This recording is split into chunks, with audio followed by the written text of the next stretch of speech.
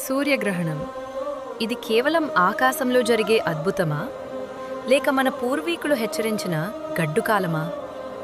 శాస్త్రం ఏం చెప్తోంది? వేదం ఏం హెచ్చరిస్తోంది? సూర్యుడు మన ఆత్మకారకుడు.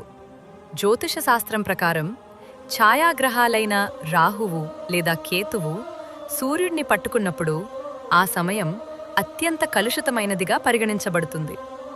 గ్రహణం పట్టడానికి 2 గంటల ముందు నుండే ఆహారం తీసుకోవడం ఆపేయాలి.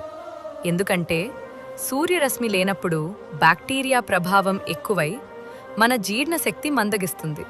అందుకే నిల్వ ఉన్న పచ్చళ్ళు, పాలలో దర్భలు వేయాలి. ముఖ్యంగా గర్భిణీ స్త్రీలు గ్రహణాన్ని అస్సలు చూడకూడదు. ఆ సమయంలో వెలువడే నెగటివ్ కిరణాలు గర్భస్థ శిశువుపై ప్రభావం చూపిస్తాయని శాస్త్రం చెబుతోంది. పదునైన వస్తువులు, కత్తి, సూది లాంటివి వాడకూడదు. మరి ఏం చేయాలి?